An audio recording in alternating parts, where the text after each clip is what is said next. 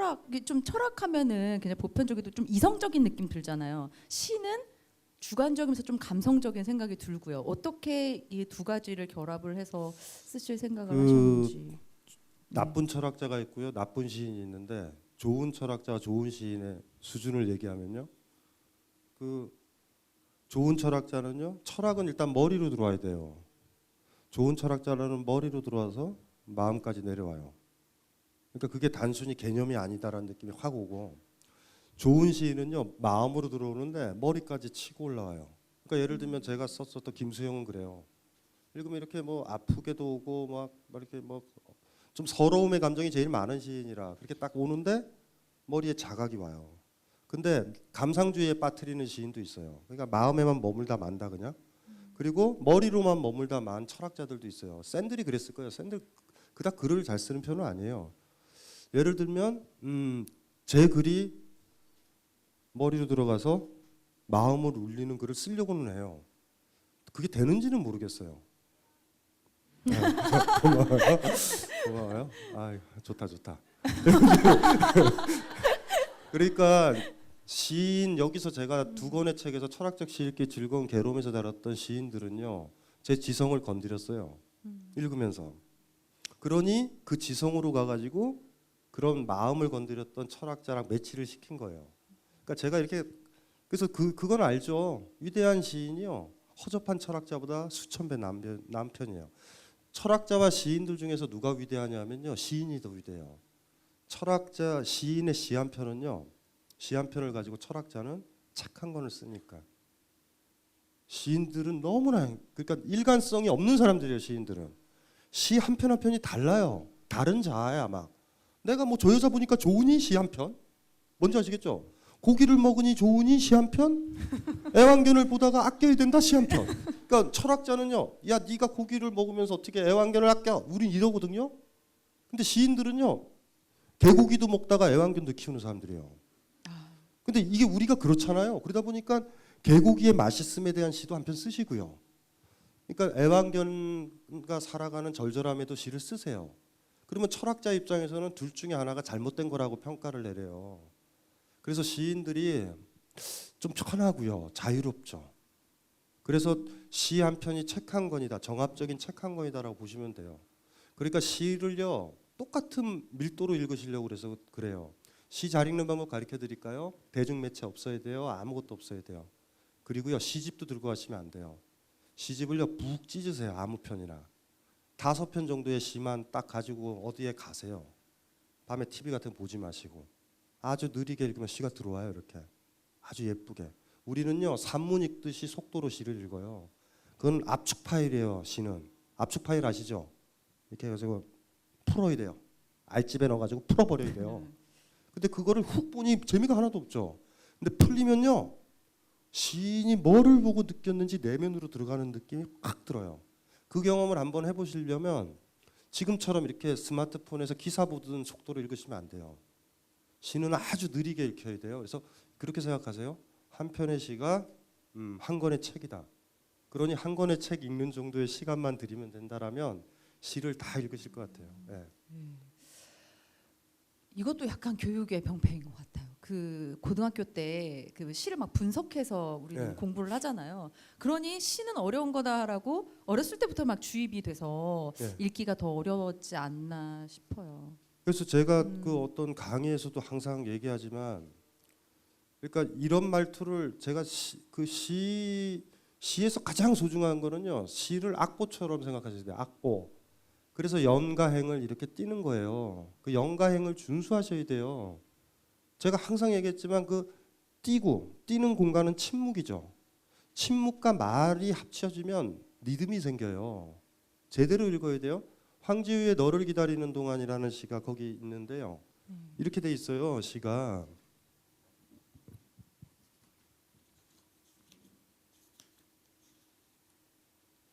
황지우 시인은 보신 적 있어요? 황지우 시인 보신 분 있으신 분? 황지우 시인을 보면요, 배를 만지고 싶어요. 배가 그렇게 예쁘게 나오신 분은 처음 봤어요. 처음에 만났을 때 배를 쓰다듬을 뻔하다가 제가 고개를 막 흔들었잖아요. 선생님, 그 황지우 시인 만났을 때 생각난다. 제 철학대 철학을 들고 오셔가지고요 사인 받으러 오신 거예요. 네. 저도 황지우 시인님 책을 가지고 어. 갔었어요. 그래서 만났을 때 너무 행복해가지고 둘이서 앞으로 영원히 같이 하자고 약속을 했는데 그 이후에 만난 적은 없어요. 아, 안타깝네요. 그때 마음은 그랬어요. 영원히 같이 할 것 같았어요 서로. 여기 시가 이거 있는데요. 이게 요거를 한번 볼게요. 그래서 역시 가을이랑 겨울은 시예요 시. 그래서 이게 어떻게 되냐면 하이라이트가 누구를 기다리는 건데 너를 기다리는 동안이라는 시인데요. 이런 구절이 있어요. 산문으로 읽어드리면 이렇게 돼 있어요. 네가 오기로 한 그 자리 내가 미리 와 있는 이곳에서 문을 열고 들어오는 모든 사람이 너였다가 너일 것이었다가 다시 문이 닫힌다. 요게 산문으로 읽는 거예요. 그런데 이거를 띈 걸로 읽으면 이게 이렇게 돼 있어요. 네가 오기로 한 그 자리 내가 미리 와 있는 이곳에서 문을 열고 들어오는 모든 사람이 너였다가 너일 것이었다가 다시 문이 닫힌다. 이게 리듬이 생기는 거예요. 그래서 뛰는 거거든요. 이 시가 기다렸다라는 거는 이거예요. 너였다가 뛰고요. 너였다가 너일 것이었다가. 이건 카페에서 문을 열고서 경험한 사람은 알아요. 근데 이거를 누군가가 이렇게 뛴다고요. 시는 좀 뛰는 맛이 있어야 돼. 이렇게 쓰면서 너였다가 너일 것이었다가 이런 리듬은 안 생겨요. 거짓말이에요. 시를 제가 딱 볼 때 항상 보는 건 그거예요. 이 인간이 자기의 우울이든 기쁨이든 설렘이든 기다림이든 그 감정을 리듬에 담아놨느냐 안 담아놨으면 사기예요. 그러니까 이게 시였다는 게 이거죠. 너였다가 너일 것이었다가 이렇게 끝나는 지점이 있단 말이에요. 이 시 괜찮죠? 생각하고 선배 생각하고 10년 만에 만난 친구 생각할 수도 있죠. 그런데 중요한 건 기다려보는 그 감정의 리듬은 맞는 거예요. 예? 님의 침묵에서 님은 조국이다 이렇게 규정해요. 중요한 건 감정이에요. 기다려본 사람의 감정. 지금도 제가 이 너가 후배였다라고 그러면 싫어하시는 분들 있어요. 그럴 리가 없어요. 그걸 사랑하는 사람이어야 돼요. 여러분들은 그리 보세요. 시가 전달하고자 하는 건 산문이나 정보나 내용이 아니에요. 그러니까 이렇게 쓴 거예요. 너라고. 왜냐면 오지 않는 너를 기다리면 거짓말한 적 없어요. 여러분들도 여기서 읽는 거는 그것만 읽으면 돼요. 아 맞아. 기다려본 사람은 누구나 알지라는 이 구절. 무슨 말인지 아시겠죠? 여기서 너를 제가 밝혔다 그래서 이 시를 좋아할 수는 없겠어. 이러는 사람은 역시 교재를 너무 많이 본 사람들이에요. 그걸 시험해 봐요. 안타까워 죽겠어요. 그래서 시인들은 그러는 거예요. 너가 누구예요? 라고 물으면 뭐라고 대답하겠어요? 독자들이 알아서 해석하세요. 그리고 여러분들이 막 우기면 웃길 것 같지 않아요? 애인이에요 그러면 맞아요. 그런다고요. 왜냐하면 중요한 게 뭐예요? 사랑하는 사람을 기다렸었을 때 그 감정, 그 절절한 감정만 이 시에 담는 거예요. 시는 감정으로 밀려오는 거예요. 그래서 여러분들이 이런 경우가 있을 거예요. 부모님이 돌아가셔서 너무나 마음이 황망할 때 어떤 시가요? 저절로 들어와요. 죽음에 대한 시가. 이미 그 감정의 준비가 되어 있거든요. 우리가 삶의 어떤 조건에 처하면 반드시 어떤 시는 읽히게 되어 있어요. 그래서 요새 기분이 꿀꿀하고 뭐 이상하다 그러면 서점에 가서 시집을 넘겨보세요. 어느 시가 확 들어오면 드디어 하나 잡은 거거든요. 프로가 되면 어떻게 되는지 아세요? 기분은 괜찮아요. 즐거워도 시 한 편을 보고 바로 울 수 있어요. 그 시에 바로 채널을 맞춰요. 그렇게 되고 싶지 않아요? 친구는 영화관에 딱 들어갔는데 바로 눈물을 흘린 아이는 너무 부러운 아이죠. 똑같이 8,000원 냈는데 쟤는 본전을 뽑는 것 같고 나는 영화 보고 있고. 중요한 건 우리가 어떻게, 그것도 똑같이 책과 교재 구별한 거랑 똑같은 거예요. 시는 굉장히 강력한 매체예요. 그리고 소리내서 읽으실 것, 그리고 리듬 뛸 것, 심표, 뭐 어떤 기호, 하이픈은 길게 읽어야 되죠. 이렇게 그렇게 몇 번 읽어봐야 돼요. 읽으면 아실 거예요. 아 이게 그런 느낌이구나. 시가 가짜냐 아니냐도 평가하는 방법도 읽어보는 방법밖에 없어요. 그래서 만약에 아까 제가 했었죠. 기억나죠? 예? 너였다가 너일 것이었다가 이러지는 않고요. 너였다가 너였다가 너일 것이었다가 이렇게 우리는 어떤 사람 문이 닫히는 걸 본단 말이에요. 좋은 시죠. 그래서 여러분도 시 쓰는 사람들이 있거든요. 그리고 시 쓸 때 항상 그래요. 잠언처럼 쓴다. 시를 철학으로 알아요 지금. 잠언처럼 쓴 다음에 한참 지나다가 이 정도에서 띄워줘야 될 것 같은데? 그리고 뛴다. 아무 이유도 없어요 그냥. 시처럼 보이려고. 안 떼도 돼요. 기용도 시는 많이 안 떼요. 기용도 시는요 읽으면요 어떻게 읽어야 되냐면 기용도 시 한 편을 딱 읽으면 이런 거예요. 이런 식으로 못 읽어요. 저처럼 너였다가 너일 것이었다가 너일 것이었다가 이러면 힘들어서 못 읽어요. 기용도 시는 이렇게 읽어야 돼요. 아주 힘 조절을 잘해야 돼요. 너였다가 너일 것이었다가 너였다가 이렇게 읽혀야 돼요. 그래야 기용도를 읽혀요. 기용도를 그렇게 힘차게 읽지 마세요. 좀 제발 좀. 소리 내서 읽어보면 알아요. 그 기용도의 심장 소리가 들릴 거예요. 우울했던 심장 소리들이. 그거를 듣는 순간 그거 한번 경험해 보셔야 돼요. 그러면 환장하게 시가 좋아요. 가격 대비 만족도가 얼마나 좋아요 시가. 일단 얇죠. 한편으로 완성이 돼요. 그리고 또 심지어 서점에 가면 시선집이 있다. 여러 시인의 좋은 작품을 모았다. 대박이죠. 이북을 살 필요가 없어요. 그 시집 한 권이면 돼요. 시선집 좋은 거. 그 시를 그렇게 좀 읽으셨으면 좋겠어요. 네. 오늘 강연 듣고 아마 많은 분들이 내일 불금이잖아요. 불금에 놀러 가시지 말고 서점 가서 시집 옆에 폼나게 하나 또 끼시고 하실 수 있을 것 같아요. 자, 사전 질문 받은 것 중에 혹시 이종민님 어디 계신가요? 아, 앞에 계셨군요. 질문을 이런 거를 써주셨어요. 읽고 싶은데 너무 어려워서 진도가 안 나가는 책을 어떻게 대해야 할까요? 특히 철학책 같은 경우 번역된 책이어서 그런지 말이 꼬여 있는 것 같고 잘 안 읽혀요. 제가 지식이 부족해서인지. 일단은 그 교재인가요? 책이세요? 책으로 정했는데 그러면요. 일단은 번역서가 우리나라에서는 어떻게 탄생하는지를 얘기해주면 납득이 되실 거예요. 석박사 가정아이가 논문을 못 쓰고 있어요.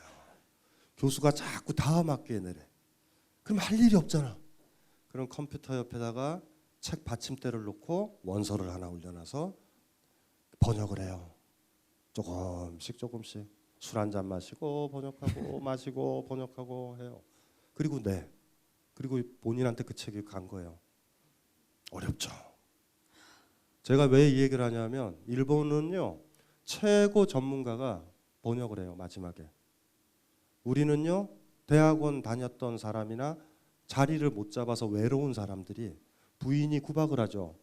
왜 교수가 안 되는 거야? 이럴 때 난 번역하고 있어 할 때 하는 것들이 번역이야 대개가. 그러니까 일단 어려워요. 우리나라 번역서는 문제가 심각해져요. 가장 좋은 번역은 우리나라 말로 완전히 의역하는 거예요. 두 번째가 직역하는 거예요.